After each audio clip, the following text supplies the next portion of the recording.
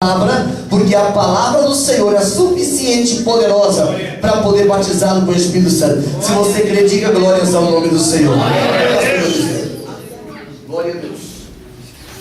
Salve a todos com a paz do Senhor Jesus. Amém. Queridos irmãos, convido-os para que abram a vossa Bíblia do Evangelho que escreveu Mateus, no capítulo 14, verso número 30. Aleluia. Glória a Jesus. Estamos numa festa maravilhosa. Glória a Jesus. Glória a Deus. E é um culto de adoração ao nome do Senhor. Aleluia. E temos esse privilégio de estarmos na sua presença nesse dia. Aleluia. Para glorificar o seu santo e precioso nome. Evangelho que escreve Mateus, capítulo 14, e o verso de número 30. Diz a Bíblia: reparando, porém, na força do vento, teve medo, e começando a submergir, gritou: salva-me, Senhor. Quantos confirmam esta leitura e podem dizer amém? Amém. Deus abençoe, meus amados irmãos, por isso tomar assento. Glória a Jesus. Queridos irmãos, estivemos aqui numa festa abençoada no dia de ontem, a ceia do Senhor, e foi uma noite realmente maravilhosa, onde nós pudemos aqui expressar a nossa gratidão ao Senhor nosso Deus, pelo seu amor para com as nossas vidas, para com a igreja, para com aquele que crê na sua palavra, em nos ofertar Jesus Cristo, seu maior tesouro, para que pudesse morrer em nosso resgate. Hoje pela manhã também tivemos ceando ali na nossa sede, tivemos uma festa também maravilhosa, e nós louvamos a Deus por isso. Amém. Nesse texto que nós estamos tendo diante de nós nesta noite, eu gostaria de abordar, dentro dessa passagem maravilhosa que mostra o Senhor Jesus dando uma ordem aos seus discípulos, para que eles estivessem indo para outra banda do lago, e diz a Bíblia que num dado momento houve uma tempestade, houve um momento em que o povo sentiu, os discípulos sentiram que a sua vida estava ameaçada, e diz a palavra do Senhor que em dado momento o Senhor, na quarta vigília da noite, começa a caminhar sobre as águas e vem ter com os seus apóstolos ou com os seus discípulos que estavam dentro daquela embarcação.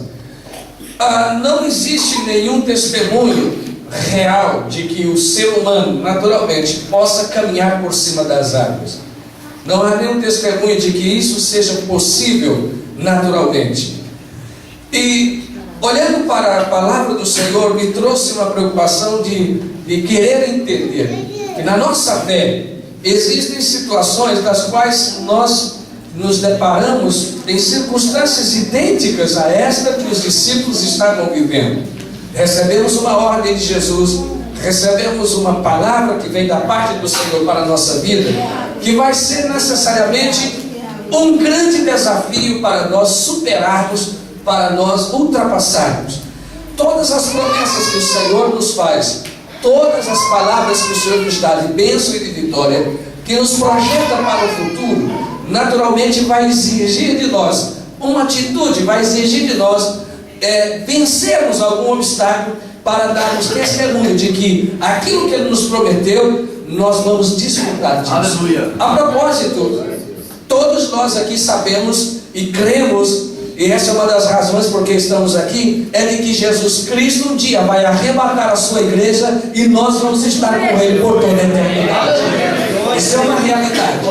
Agora, chegar no céu é uma coisa que todo dia nós temos que provar que estamos dispostos a conquistar isso que o Senhor prometeu. Aleluia. A vida eterna é um sonho de qualquer mortal. Amém. A vida eterna, principalmente com Deus, é o sonho de qualquer pessoa. Amém. Mas nem todas as pessoas conseguem vencer a luta do dia a dia para poder chegar na eternidade com Cristo. Por isso é um desafio. E eu prestava atenção nesse texto, nessa leitura, e ficava imaginando, mas eles receberam uma ordem de Jesus.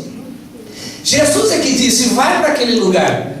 Só que no meio do caminho Jesus não havia dito: no meio do caminho vocês vão ter uma tempestade, vocês vão ter que enfrentar uma situação muito difícil. E é aí que eu quero ver se vocês realmente estão prontos para chegar do outro lado. Olhando para a nossa vida espiritual, nós também nos deparamos com isso. Com o Senhor, nós temos que saber que aonde nós olhamos, pois há coisas que nós olhamos que fazem nos perder o nosso foco, fazem nos perder a nossa direção. A Bíblia diz que nós temos que olhar para Cristo, o autor e consumador da nossa fé. Ele é o ponto de referência da vida do cristão. Ele é o ponto que dirige, que conduz a nossa vida. A Bíblia também nos diz, no Salmo 119, verso 105, ele diz: lâmpada para os meus pés é a tua palavra e a luz para o meu caminho. Eu posso ter um carro de boa capacidade, de boa potência, posso ter um carro novo. E se eu estiver no meio da escuridão, sem os faróis, posso sofrer um acidente, porque eu não sei para onde eu estou indo. Afinal de contas, quem não tem um lugar para ir, nunca vai saber se vai chegar em algum lugar. Essa é uma realidade. Muitas pessoas na sua vida espiritual não têm uma meta, não têm um objetivo, não têm um alvo. E se ele não sabe para onde ele está indo, ele nunca vai saber se chegou naquele lugar. Como podemos conquistar uma bênção da parte de Deus? Como podemos tirar um favor de Deus se eu não sei o que eu tenho de Deus para a minha vida? Se eu não estou perseguindo algo que Deus guardou para a minha vida? É que a vida de muitas pessoas, ela durante o curso da sua existência, é uma vida sem sentido. Ele não sabe o que está querendo. Não sabe o que está buscando. Até mesmo no meio evangélico, muitas pessoas que vêm à casa de Deus simplesmente vêm, mas não sabem por que isso está acontecendo. São pessoas que vão e que vêm com a multidão, mas não tem um sentido na nossa vida. Mas essa não é a nossa realidade. Nós estamos aqui porque cremos num Deus verdadeiro, temos uma palavra poderosa e esperamos um dia alcançarmos o favor de Deus com a vida eterna. Amém. Agora eu fico pensando, amados, durante a nossa existência, o que é que nós estamos verdadeiramente observando para que não venha torcer a nossa comunhão com o Senhor nosso Deus, para não perdermos a nossa direção, para não perdermos o foco? Nós temos que deixar para a próxima geração, para os nossos filhos, para a nossa família, para as pessoas que estão à nossa volta, algo que seja substancial, algo que verdadeiramente possa dizer que tipo de pessoa somos nós, que geração é a nossa, que povo somos nós. Veja bem, se muitas pessoas não compreendem o que é deixar um valor, o que é deixar algo que venha dizer a alguém que você é um servo de Deus, que você está servindo a um Deus verdadeiro, um Deus de poder, um Deus que tem condições de mudar a realidade. Nós estamos numa época em que a fé está diminuindo cada vez mais. As pessoas estão tendo dificuldade de dar provas de que amam a Deus e que verdadeiramente creem na palavra do Senhor. Falar de fé é tão vulgar quase. Hoje ouvir falar de fé. Viver pela fé é uma outra realidade. Dar frutos à fé é uma outra realidade. A Bíblia nos ensina que nós precisamos mostrar que temos fé no nosso coração. Há pessoas que mostram obras, mas não conseguem mostrar a fé. E se não temos fé, as nossas obras elas são infrutíferas. Elas não vão dar resultados. É por essa razão que se nós fôssemos pautar a nossa vida por pessoas que falam bem, os políticos seriam os homens mais bem-sucedidos da face da terra. Porque afinal de contas, são pessoas que mesmo mentindo, eles falam bem e convencem muitas pessoas. Parece que é a verdade. Parece que estava fazendo tudo do jeito que se esperava. Mas não é a verdade em muitas ocasiões. Por essa razão, palavra bonita não vai dar sentido à vida das pessoas. O que verdadeiramente diz a palavra do Senhor é que o justo, pela sua fé, é que ele viverá. Eu posso ter casa, eu posso ter carro, eu posso ter dinheiro, eu posso ter um monte de outros recursos, mas se eu não tenho fé para crer que o Senhor é o Senhor sobre o céu e sobre a terra, que tem poder para perdoar pecados, para escrever o meu nome no livro da vida e me dar a certeza da vida eterna, para nada adianta a minha vida sobre esta terra. De nada tem proveito a minha vida sobre esta terra. Agora veja bem, amados, as coisas que eu estou vivendo, as coisas que eu estou fazendo, você conseguiria deixar para os seus filhos, para os seus amigos, um exemplo de uma conduta de que Deus verdadeiramente mora no seu coração? Eu me lembro daquele texto lá em 2 Reis, no capítulo 4 ou 5, se eu não estou equivocado, diz a palavra, no capítulo 4, diz a Bíblia que o profeta Eliseu, ele sempre chegava na casa de uma família, passava por ali. E todas as vezes que ele passava, aquela mulher olhava e dizia: esse homem que está passando por aqui é um santo homem de Deus. Esse homem que passa por nós é um santo homem de Deus. E isso é tão profundo que eles não quiseram perder essa oportunidade. Eles disseram: vamos fazer aqui um quarto, vamos preparar aqui uma mobília e vamos ter esse homem aqui conosco constantemente, porque esse homem que passa por nós é um santo homem de Deus. A minha pergunta é: você que é estrangeiro, aqui há de várias nacionalidades, quando você retornar para o seu país, qual é a impressão que Portugal vai ter de você? O que é que eles vão dizer a seu respeito? Afinal de contas, os filhos que aqui estão, o dia que o seu pai partir para a eternidade, qual é o legado, qual é o exemplo, o modelo de vida que você vai ter da sua família? Os seus pais verdadeiramente te ensinaram a olhar a fé, te ensinaram verdadeiramente a esperar no Senhor, te ensinaram a crer no princípio da palavra de Deus, ou simplesmente são tipos de pessoa como, por exemplo, as famílias, que ele passa muito bem o dia todo com os amigos, no trabalho. Há pessoas que amam estar no trabalho e começam a sofrer quando estão vindo para casa. Há pessoas que têm prazer em estar com os amigos e não têm prazer com estar com os membros da sua família. Estão permitindo que problemas externos, coisas que são paralelas, estão interferindo na visão que esta família precisa ter a respeito de Deus. O Salmo 46 diz, olha, ele diz que o Senhor está no meio dela e ela jamais vai ser abalada. É uma estrutura, um lugar onde o Senhor está tendo controle, que não está sendo movido sob qualquer circunstância. Há muitas coisas distraindo a atenção das pessoas nesses últimos tempos e fazendo perdermos a bênção. O Senhor está dizendo: olha, eu quero que vocês atravessem lá para o outro lado, quero que vocês cheguem lá do outro lado. E o Senhor estava dando uma ordem segura, sabia que era coisa boa que haveria de acontecer. O Senhor foi preciso criar uma grande tempestade para fazer revelar a fé que havia no coração daqueles homens. Foi preciso Deus sacudir a estrutura, movimentar todo o sistema, para que aqueles homens pudessem experimentar uma fé viva em seus corações. Nós precisamos entender que estamos passando uma fase maravilhosa da nossa vida. Nós estamos vivendo um tempo maravilhoso. Por exemplo, como é que nós começamos o nosso dia? Como é que você começa? Vamos começar por amanhã, segunda-feira. Tem muita gente que adora a segunda-feira. Tem gente que fica maravilhada quando está chegando a segunda-feira. Principalmente domingo, 2 horas da tarde, ele já começa a sofrer. Já começa a imaginar: amanhã, segunda-feira, eu tenho que voltar a trabalhar. Tem outros que quando ele desperta, eu não sei como você desperta. Se você louva a Deus quando o despertador toca e você: oh Senhor, obrigado, estou começando a minha segunda-feira. Ou então você vai dizer assim: esse miserável desse despertador já tocou de novo.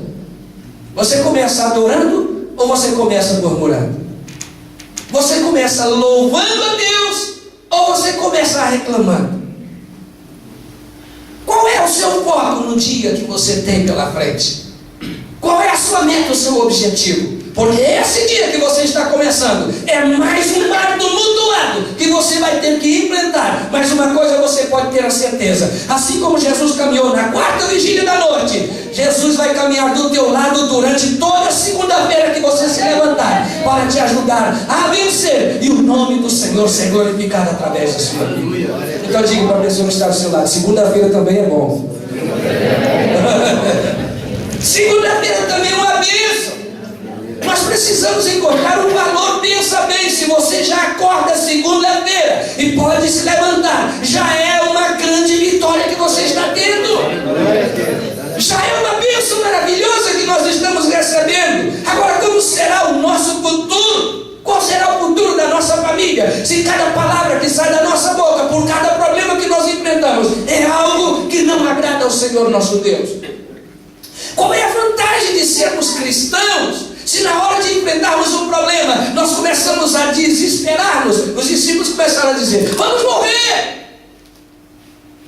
Aonde é que está Jesus nesta hora? Eu tenho certeza que teve gente que tivesse oportunidade de encostar Jesus na parede aquele dia e falar umas verdades para ele. Então, Jesus, como é que é esse negócio? O Senhor manda a gente para entrar no mar, manda uma tempestade dessa, não quer nem saber se a gente vai morrer.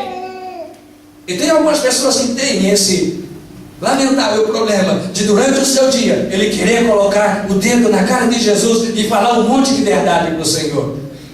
Hoje eu comecei o dia com o pé esquerdo. Já está errado, porque crente, ele tanto faz levantar com o pé esquerdo como com o pé direito, ele é abençoado. Não existe esse problema. A bênção de Deus não repousa só no pé direito. Se for assim, pode jogar a perna esquerda fora, porque uma hora dessa você vai esquecer e vai levantar com o pé esquerdo. Nós temos a bênção de Deus continuamente sobre a nossa família. Eu sou uma bênção, você é uma bênção. A Bíblia diz que o Espírito de Deus vive em mim, Ele vive em ti. Somos o templo, a morada do Espírito Santo de Deus. E onde está o Espírito de Deus? Aí tem bênção, aí tem vitória, aí tem alegria, aí tem exaltação ao nome precioso do Senhor nosso Deus. Aleluia, bendito seja o nome do Senhor. Agora veja bem, o que Deus tem feito para nós, amados? O que Ele tem feito para nós? Ele tem feito coisas grandiosas para a nossa vida.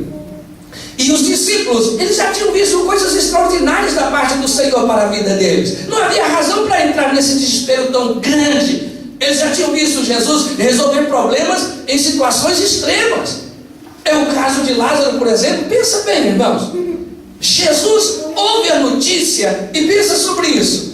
Olha, mandaram chamar o Senhor rapidamente, porque Lázaro, teu amigão, está morrendo lá, está enfermo. E os discípulos gostavam de Lázaro, porque Lázaro tratava muito bem a Jesus, a ponto de Jesus ser amigo particular dele. E eles disseram: vamos correndo de lá, Jesus, Lázaro está morrendo. Aguenta a mão aí, tem mais um assunto aqui para resolver. Jesus! Olha, pelo que eu ouvi, o caso é muito grave. Eu sei, mas vamos fazer mais um negócio. Tem mais um assunto para resolver aqui. E foi que Lázaro morreu. E foi tão complicado, irmãos. Olha só, a Bíblia diz que ele ficou mais 2 dias. Mas é que quando levaram a notícia, eu imagino que Lázaro morreu quando eles estavam levando a notícia. Porque quando Jesus chegou, já tinha 4 dias que ele estava morto. Era um caso totalmente complicado. É o próprio fato de Marta ficar totalmente angustiada, porque quando Jesus chega: Jesus, se o Senhor tivesse aqui, esse negócio não tinha acontecido. Ela sabia que Jesus tinha poder para fazer isso. Ela sabia, é por isso que ela estava contrariada. Os discípulos também. Numa hora dessa, irmão Helder, acontecem coisas extraordinárias quando o vento está soprando. Você rema para um lado, sua esposa rema para o outro, o seu pai quer remar para o outro lado, ninguém quer morrer. E alguém está dizendo: onde é que está Jesus numa hora dessa? O que aconteceu que ele ainda não fez um milagre até agora? Só o fato da onda não ter engolido o barco até agora já é um fato de que Deus está controlando a situação. Pergunte para o irmão que está do seu lado: você ainda está no barco? Então tá bom. Se você já não tivesse mais no barco, aí que a coisa estava feia. Mas Jesus não deixou ainda o barco afundar. E foi o caso de Marta ficar angustiada. Jesus: Marta, Marta, eu já não te falei? Se você crê, você pode ver a glória de Deus. Eu já te falei sobre isso. É que na hora da angústia, irmão, a nossa visão fica dura. Tem gente que fica nervoso, ele fica cego. Quando ele vê, já deu um soco num, ele falou um palavrão para outro, brigou com alguém, ele perdeu a fé, ele fala: Deus me esqueceu.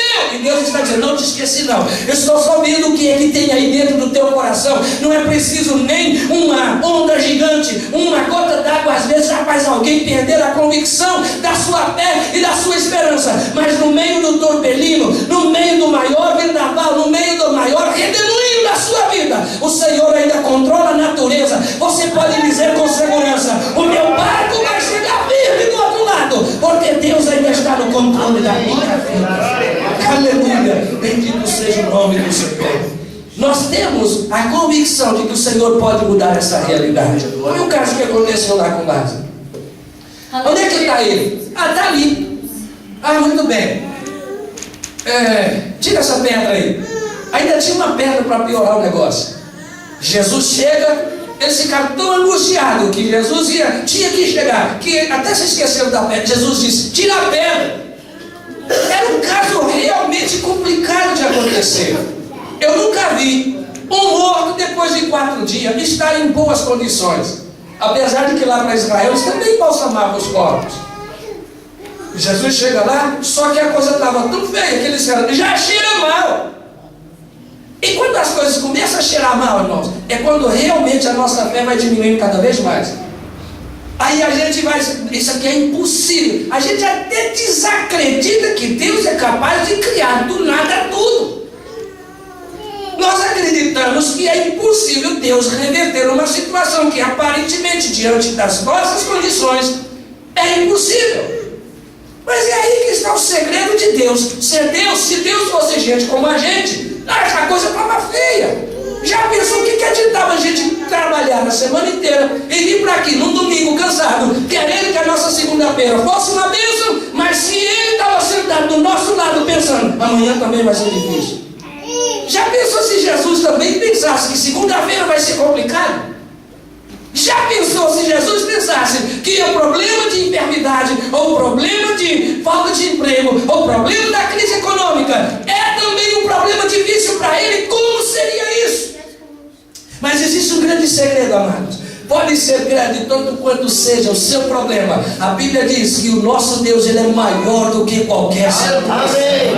Aleluia! Essa é a nossa alegria. Temos um alvo na nossa vida. Nós temos que conquistar tudo aquilo que vai definir o nosso futuro. A nossa fé não pode estar baseada unicamente nas coisas que nós não conseguimos resolver com as nossas próprias mãos. É aí que nós temos que ter valor de persistir e entender que nosso extremo chegou ao limite, mas é onde Deus começa a trabalhar, onde você tem condição de mover alguma coisa de lugar, ou Deus vai deixar você fazer. Mas o dia que você não puder mudar algo de lugar, Deus vai dizer: por causa da tua fé, eu tenho condição, eu vou fazer algo por ti, porque a tua fé precisa ser justificada. Sabe de uma coisa, irmão? Aquele que teme a Deus, que crê em Deus, ele obriga Deus a trabalhar. É um termo, uma força de expressão, porque Deus jamais vai deixar de atender, de cumprir aquilo que a fé de um justo move o seu coração. É impossível. Se nós quisermos colocar Deus para trabalhar, volto e repito, isso é uma força de expressão. Você precisa atuar com a sua fé. As pessoas vão se surpreender de ver coisas que são capazes de fazer quando a sua fé for acionada. Aleluia. E quando a Bíblia diz que Pedro ouviu, ele parou, ele escutou, ele atentou para o vento. Em outras palavras, Pedro tirou a atenção dele de Jesus para olhar o vento. A minha pergunta: você está tendo coragem de saltar do barco? Porque existe um problema entre a nossa fé, entre Deus fazendo milagre, e entre o problema que existe para nós resolvermos. Na maioria das vezes, Deus nunca vai dizer. Existe uma oração equivocada que muitos crentes fazem: Senhor, livra-me do meu problema. Senhor, tira essa barreira. Deus não vai tirar muitas barreiras. Deus vai nos ensinar a derrubar as barreiras. Deus vai nos dar força para vencer o nosso inimigo. Deus não matou o Golias de um infarto na parada cardíaca. Golias teve que tomar uma pedrada da mão de Davi.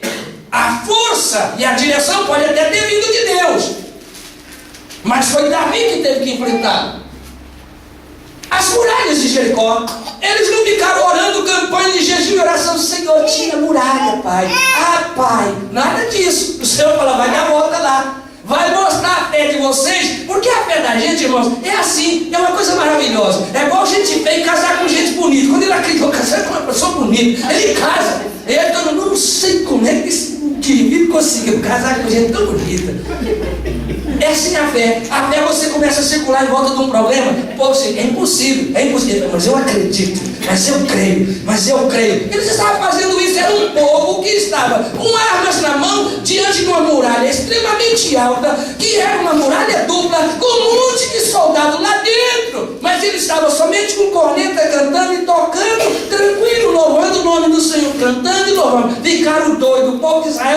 maluco. Ele sabe nada. Essa é uma estratégia que Deus nos deu. É cantando e vencendo que a gente derruba a muralha. É cantando e vencendo que os inimigos pensam, daqui não sai nada. Isso daqui não sai não. Mas daquele a quem nós estamos adorando, de lá sai tudo. Ele tem o poder para vencer o problema que nós estamos enfrentando. Quando a gente louva a Deus, irmãos, é quando Deus começa a agir. É quando Deus trabalha. Só que diz que Pedro parou para ouvir e ver o barulho que estava vindo das ondas.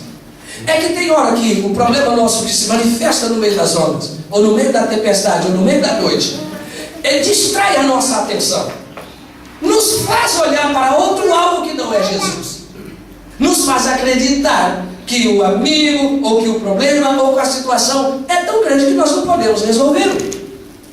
A gente já viu milagre. Um dia eu estava num culto, aconteceu um fato muito interessante. Um homem chamado Clarindo era taxista, tinha se acidentado e ele fraturou a sua coluna e ele não podia caminhar. As pernas todas estavam definhadas, estavam fininhas. Já viu quando alguma pessoa às vezes fica assim? O tempo vai passando e a musculatura vai definhando.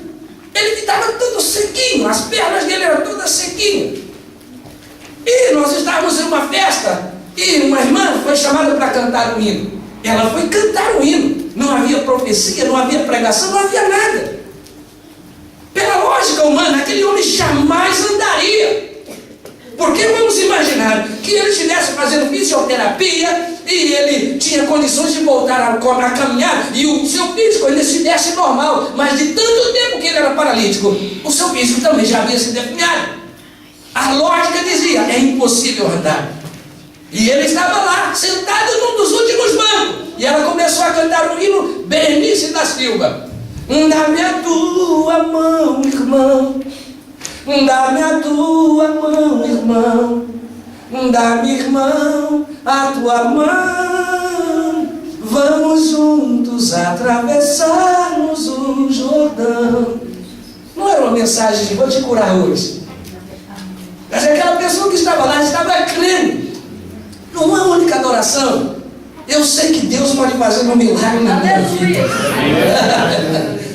Ele não estava olhando para as pernas e dizendo, eu até gostaria de acreditar que algum dia eu voltaria a andar, mas eu sei, vocês não vão me obedecer nunca, porque olha a situação que vocês estão. Ele poderia se distrair por esse fator que a ciência e a lógica dizia que era impossível, mas ali estava um adorador, e ali estava o ser adorado, o Deus poderoso, vindo em conexão com a terra. Em um culto como esse, irmão, você pode estar prestando atenção em muitas coisas, mas se aí no teu coração há uma fé direcionada ao trono da graça, você pode ter entrado com um caminhão de problemas aqui, mas você vai sair daqui diferente para a glória do nome do Senhor, porque aonde há fé, aí haverá milagre para a glória do nome do Senhor. Aleluia, bendito seja o nome de Jesus. Aquele homem simplesmente, ele levantou, tinha duas muletas, ele jogou aquele negócio para cima, ele disse, olha, eu estou andando, e começou a andar sozinho, ninguém foi lá, ninguém botou a mão na cabeça dele.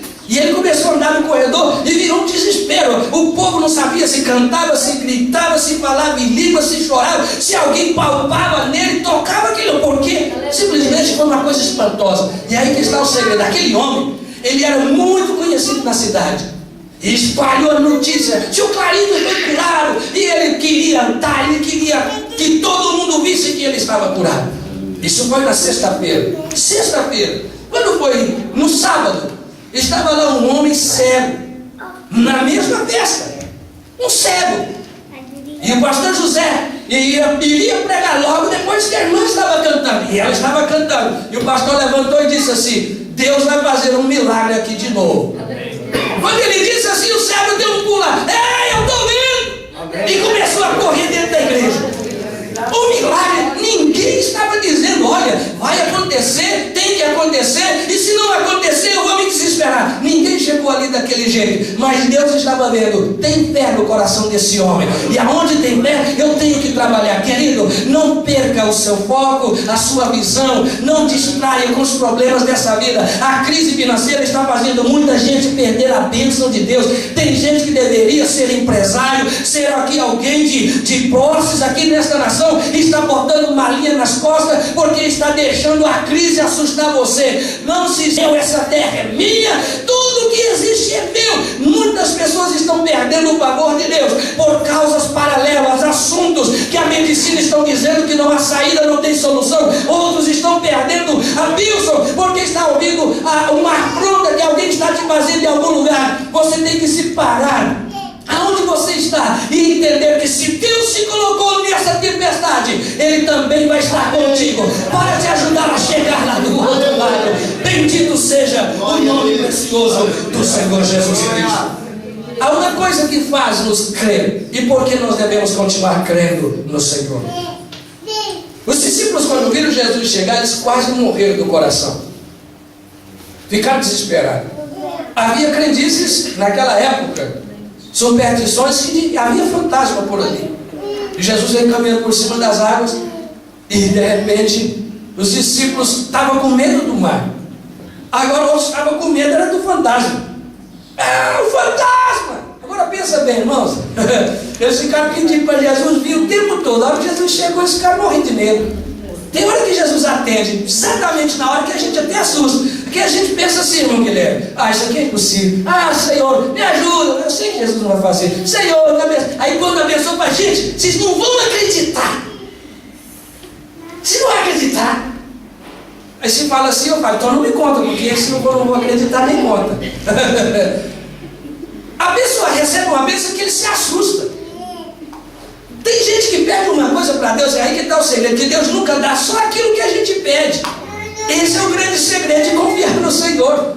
Ele nunca dá somente aquilo que a gente pede. Por que todo aquele movimento aconteceu? Porque Deus tinha um projeto na vida de Pedro. Deus tinha um projeto muito particular. Ele tinha entre todos os apóstolos, mas tinha um em particular na vida de Pedro. Ele estava preparando Pedro para ser o pastor da igreja primitiva, para ser um homem que precisaria exercer profundamente a sua fé. E se ele não tivesse esta fé exercida, como é que Deus poderia contar com ele? Agora a minha pergunta é: se você não acredita que Deus pode curar de uma dor de cabeça, se você não acredita que Deus pode resolver um problema de uma questão familiar, como é que você pode acreditar que Deus possa fazer um grande investimento na sua vida? Afinal de contas, no dia que você for morrer, o que vai escrever em cima da sua tumba? Um fracassado que por aqui passou e nada conquistou.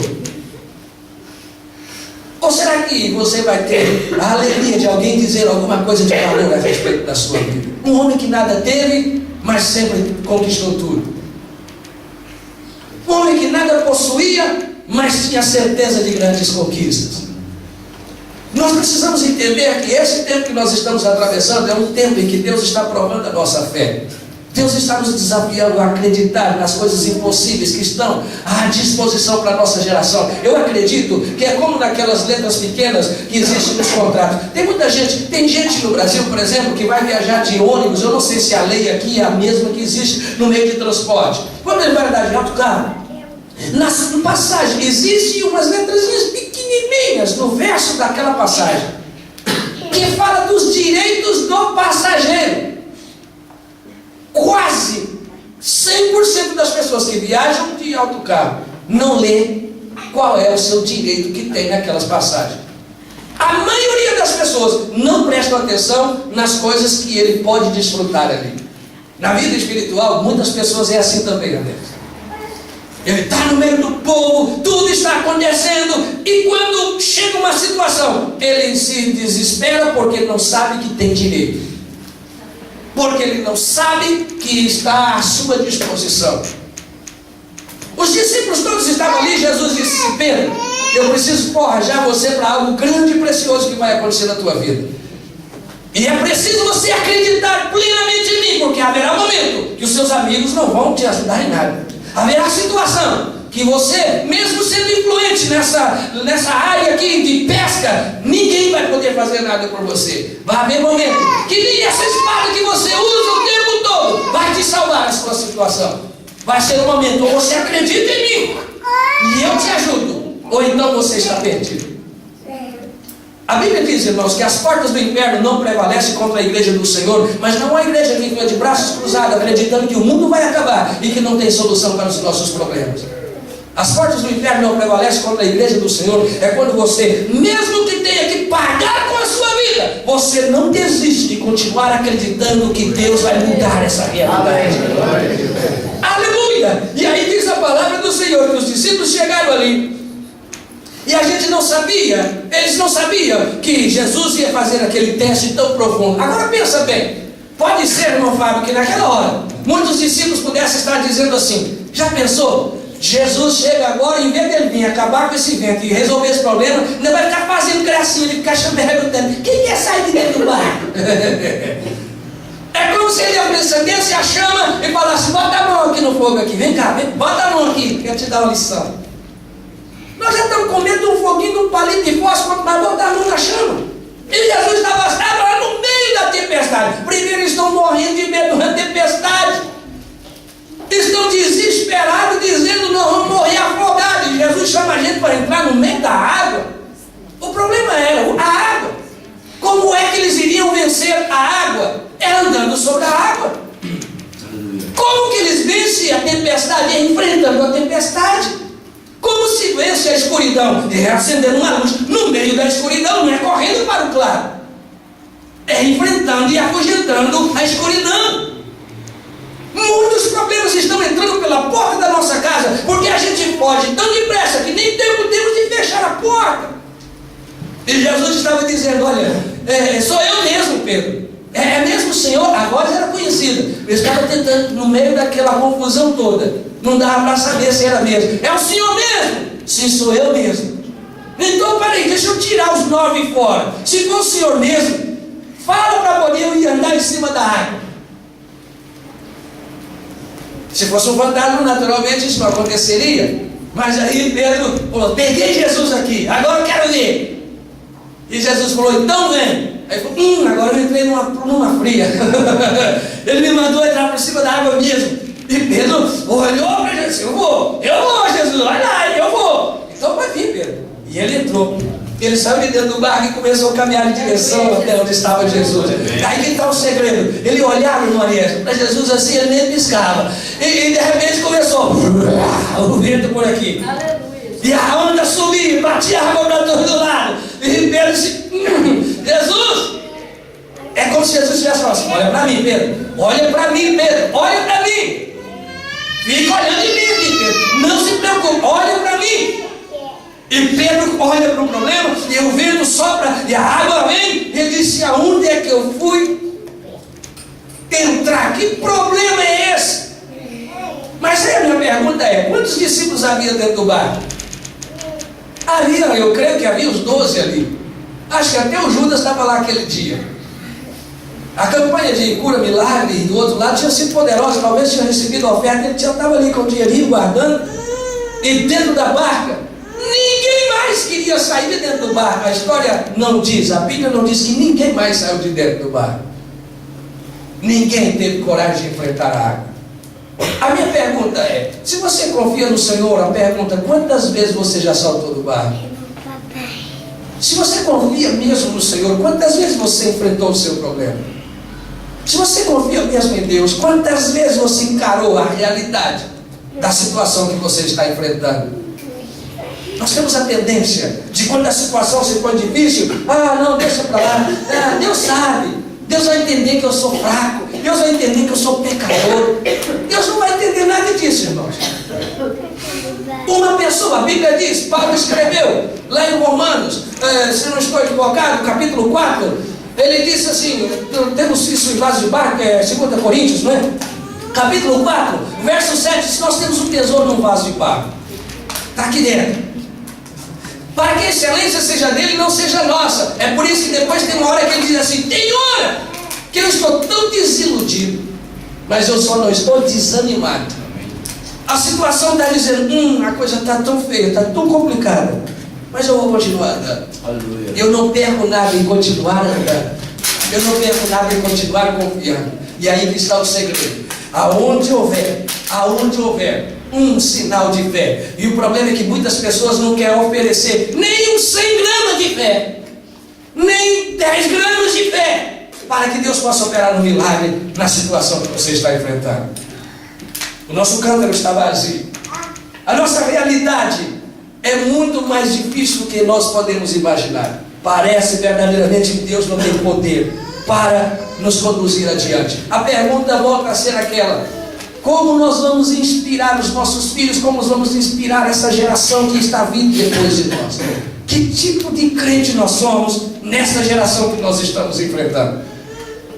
Que tipo de fé nós estamos vivendo? Uma fé que opera verdadeiramente milagres, ou uma fé que só simplesmente mexe com a emoção das pessoas? Nós não podemos viver essa realidade a vida inteira. O propósito de Deus nesta vida é que nós possamos fazer algo que nós imaginamos que nós não podemos fazer. O desafio de um cristão, irmãos, é superar os limites das quais a lei natural está dizendo que é impossível. O crente, ele tem que andar pensando em uma coisa: eu posso até estar andando nessa terra, mas eu não sou desta terra. Eu sou um homem que vivo nesta terra, mas a minha casa está lá na eternidade com o Senhor, o céu de glória. Eu sou cidadão do céu, que vou ser transformado para um corpo glorioso, e não há nada que possa deter um homem, uma mulher que tem pé na face dessa terra.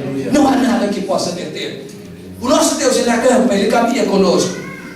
Eu ouvi uma experiência de um pastor lá no Nordeste, que ele foi abrir uma igreja, e era uma coisa muito interessante, porque aquele homem, ele foi pregar numa região onde havia uma violência muito grande. Haviam fechado muitas igrejas, e ele dizia: mas lá tem alguém que precisa de Jesus? Aleluia.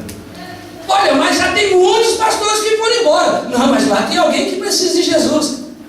Quem sabe antes de me matar, eu consigo ganhar alguém para Jesus. Olha, a igreja não vai cuidar disso aí não. Alguém chegou a dizer isso para ele. Ele disse: eu vou assim mesmo. E ele foi para pregar a palavra de Deus. No primeiro culto, reuniu um monte de pessoas, um grande número, e as pessoas pararam para ouvir. Enquanto estava ouvindo o pastor pregar a palavra de Deus, lá estava um homem que sempre fazia os pastores irem embora. E naquele dia, Deus tomou o coração do pastor, e ele começou a ministrar uma palavra que foi exatamente a história de vida daquele homem. E aquele homem ficou mais irado todavia. Ele disse: esse homem de hoje não escapa. De hoje ele não escapa. E quando foi terminar o culto, pouco antes de terminar o culto, aquele homem foi se levantando e saiu da reunião. E durante o final do término do trabalho, alguém disse: olha, era melhor só dormir por aqui hoje. Fulano de tal estava aqui no meio do grupo de pessoas, e esse homem é o problema aqui dessa região. Ele disse: não, eu acredito que Deus me trouxe aqui para pessoas como aquele homem também. Olha, mas é perigoso. Eu sei, mas eu acredito que Deus me trouxe para pessoas como aquele homem. E eu vou embora, tenho que ir embora. E ele foi embora. E a experiência diz que quando ele chega em um determinado lugar, lá estava o homem parado dizendo: ele vai ter que passar por aqui. É um caminho que não tem outro sítio, ele tem que passar por aqui. E aqui nós vamos acertar as contas. E quando ele vai chegando, ele foi identificando aquele senhor que estava lá, e dentro da reunião, se é ele mesmo. Agora eu estou aqui, não tem como correr, eu tenho que enfrentar. E foi andando: Senhor, me guarda, Senhor, me dá a palavra, Senhor, me dá uma palavra, se ele falar qualquer coisa, me guarda. E quando ele foi chegando, a única coisa que ele pensou foi: boa noite, Senhor. E aquele homem disse: boa noite. Então ele anda, e ele começou a escutar. O homem continua repetindo: boa noite, boa noite, boa noite. E ele foi andando, e foi ouvindo o homem dizendo boa noite, e até a voz foi diminuindo, ele escutando boa noite, até que ele não ouviu mais aquele homem. E ele foi-se embora. Depois foi no outro final de semana, ele volta outra vez para dirigir o culto, e acontece a mesma coisa. Ele prega a palavra de Deus, enquanto ele vai voltando, está o homem outra vez na encruzilhada, e ele passa e o saúda: boa noite. E ele diz: boa noite, boa noite, boa noite, boa noite. E ele foi até perder a voz. E quando foi na terceira vez, ele disse: espera aí, agora eu preciso falar com esse homem. Na terceira reunião, quando ele termina o culto e vai passando, lá está ele, e ele disse: moço, eu tenho que falar consigo. O que é que está acontecendo? No primeiro instante eu pensei sinceramente que de repente o senhor tem algum tipo de problema. Eu gostaria de saber se o senhor tem alguma enfermidade, alguma coisa. Eu quero orar por si. Ele disse: não, a questão aqui não é essa não. A questão é que, na verdade, o primeiro dia que o senhor esteve aqui, o senhor falou de mim para todo mundo. O senhor ficou contando a minha história lá na vida, a minha vida na frente de todas as pessoas. Eu já tinha o interesse de te dar uma surra aquele dia. Mas naquele dia, eu propus que eu tinha que te matar, porque você estava falando da minha vida para as pessoas. E eu fiquei te esperando aqui, porque aqui ninguém ia descobrir que eu te matei. Mas o problema é que é como agora. Toda vez que o senhor vem aqui, o senhor não vem sozinho. Na hora que o senhor me cumprimentou, o senhor vem sempre acompanhado aí com esse monte de soldado aqui. Fica difícil, eu não posso, eu tenho que cumprimentar um por um. Eles passam olhando para mim e falam boa noite, eu tenho que responder boa noite e boa noite. Então aquele pastor começou a entender: o anjo do Senhor, os anjos do Senhor estão aqui à minha volta para guardar a minha vida. Sabe de uma coisa, irmão? Que hora que você pensa que está sozinho, mas aí esse texto da palavra de Deus não existiria para você. A Bíblia diz que o anjo do Senhor, ele acampa ao redor dos que o temem e o livra. Bendito seja o nome precioso do Senhor. Nós precisamos continuar acreditando que a nossa mirada, nosso olhar tem que estar em Cristo, autor e consumador da nossa fé. A nossa fé, ela tem que começar em Deus e ela tem que terminar em Deus. Você não pode deixar de acreditar no Senhor por causa dos seus problemas. Nunca é tarde para começar a crer no Senhor. E eu quero orar com você nesta noite. Fique de pé, por favor. Até aqui o Senhor tem nos ajudado. Você precisa descobrir qual é o propósito pelo qual Deus tem te colocado numa situação difícil. Você pode ter a certeza de uma coisa: Deus, se Ele quiser te matar, Ele pode fazer isso de uma maneira tão rápida que Ele nem precisa causar problema para os outros. A gente pode estar dormindo, a gente pode cair sozinho. Qualquer coisa negativa, do nosso ponto de vista, pode acontecer, se Deus quiser terminar. Agora, se Ele nos colocou num problema, a gente tem que entender por que Deus permitiu que esse problema está acontecendo na nossa vida. Aonde Deus está querendo nos levar? O que Deus está querendo nos ensinar? A Bíblia diz mais tarde que a sombra de Pedro curava. Já pensou? A sombra de Pedro curando? Um homem que estava morrendo de medo, agora é símbolo de milagre para a vida de outras pessoas. É inspiração de milagre para outras pessoas. A sua fé precisa ser exercitada. Há um milagre batendo na porta do teu coração 24 horas por dia. E talvez você ainda não está entendendo que Deus está querendo fazer algo extraordinário. É tempo de você começar a olhar para Cristo e não escutar os problemas. Pedro parou para ouvir as ondas. E quando ele olhou as ondas, a Bíblia diz que ele se afundou. Foi suficiente ele deixar de olhar para Cristo para olhar para o seu problema. Pare de olhar para o seu problema. Olhe para o Senhor. Creia na palavra de Deus. Não precisa manifestar e dizer, mas eu sei que você tem uma promessa de Deus para a sua vida. Você tem uma palavra que Deus disse a seu respeito, algo extraordinário, que muita gente, quem sabe, já zombou de você, porque aos olhos humanos isso parece ser impossível. Mas foi Deus que falou. E se Deus falou, irmãos, você pode estar sem curar um milagre, procurando por você, como diz o Salmo 23, o bem, a misericórdia, o favor de Deus, Ele procura a gente, Ele nos acompanha. Quando você crê, isso aí é como um metal e um imã poderoso que te puxa, que te arrasta, que te leva até lá. O milagre, ele só precisa da sua fé para acontecer. Ele só precisa da sua fé para acontecer. Deus quer fazer, Ele tem poder e Ele sabe o que Ele pode fazer. Aleluia. Ele quer e Ele pode. Diga para a pessoa que está do seu lado: Deus quer e Ele pode. Ele pode. Feche os seus olhos, nós vamos orar ao Senhor do nosso Deus. Eu gostaria que você apresentasse ao Senhor esse seu problema com uma atitude diferente agora, com esses olhos fechados. Eu gostaria que você pudesse enumerar pelo menos um desses problemas que você considera insolúvel, e você vai apresentá-lo diante do Senhor nosso Deus. E eu tenho nesta noite uma palavra de fé para a tua vida. Este milagre vai acontecer na tua vida. Esta onda vai ter que abaixar. Essa escuridão vai ter que se tornar dia perfeito. Esse vento vai ter que parar. O teu barco vai se estabilizar. Aleluia. Deus vai mudar essa realidade. Deus vai acalmar as suas emoções. Aleluia. Deus vai te assegurar que Ele nunca te abandonou, que Ele nunca te deixou, que Ele não mudou o seu padrão. Ele tem um projeto grandioso para desenvolver na tua vida. Aleluia. Aproveita esse problema para crescer com Deus. Fale para Deus aí. Apresente essa situação para o Senhor. Saia de dentro do teu quarto em nome de Cristo Jesus. Comece a caminhar por fé em nome de Jesus. Diga para o teu problema agora: eu vou caminhar sobre si. Eu vou te enfrentar agora. Eu vou lutar contigo até vencer em nome de Jesus. Deus está comigo. O Senhor está comigo. A minha vitória eu não vou abrir mão. Você pode ver o mundo todo virado dos avessos. Não importa. Você pode ver a situação totalmente o contrário. Deus vai dar direção à sua vida. Deus vai te dar uma palavra de sabedoria.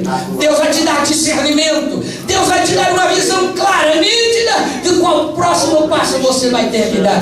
Deus vai estar dizendo: não temas, porque eu estou contigo. Eu te tomo pela tua mão e te digo: eu te ajudo. Bendito seja o nome do Senhor. Pai, eu oro com a tua igreja nesta noite. Pai celestial, Deus do Senhor, não deixa nos distrairmos com os problemas. Não nos deixa, Senhor, prestarmos atenção nas aflições dessa vida. Não nos deixa, Senhor, pararmos para ver as circunstâncias nas quais nós estamos vivendo, mas nos ensina a te ver, a entender, a diagnosticar, a identificar a tua voz no meio da tempestade, a ouvir o sussurro, Senhor, dos teus lábios, no meio das lágrimas e do choro que nós estamos derramando. Nos ajuda, Senhor, a perceber que a tua mão está nos nossos ombros e não é apenas o peso da cruz que estamos carregando, mas é a tua mão dizendo: não temas que eu te ajudo. Senhor, me ajuda, nos ajude a ver uma solução desta situação que estamos enfrentando. Olha para a vida de cada uma dessas pessoas que aqui está, Senhor. Olha para a vida de cada um dos teus servos que estão aqui nesta noite. São problemas diversos, são situações diferentes, mas tu és o mesmo Deus que tem poder em cada uma dessas circunstâncias. Deus é enfermidade, Deus aqui é saúde, aqui, Senhor, é trabalho, aqui é entendimento familiar, aqui, Senhor, é problemas, Senhor, espirituais, é salvação de almas, ó Deus, é perdão de pecados, é situações diversas, mas tu és o mesmo Deus que pode atender a um e a outro. Tu és o Deus de perto e o Deus de longe. Quem sabe o problema do teu servo está no Brasil, está, Senhor, na África, está em outro país, não importa. Tu és o Deus que caminha e atravessa, Senhor, os grandes oceanos e pode mudar esta realidade. Por isso, Pai, em nome de Cristo Jesus, nós queremos declarar nesta noite que o Senhor é o nosso escudo, a nossa fortaleza. Declaramos nessa noite que tu és aquele que vence, aquele que tem todo o poder para desfazer tudo aquilo, Senhor, que está ameaçando a nossa fé, para que possamos conquistar para a glória do teu nome. Pai, em nome de Cristo Jesus, pega, Senhor, a nossa pequena fé e transforma em um grande milagre, Senhor. Multiplica a nossa fé, acrescenta, Senhor, a nossa fé, para que algo sobrenatural da tua parte seja, Senhor, realizado em nossa vida. Pai, nós te pedimos no nome precioso de Cristo Jesus. Amém e amém.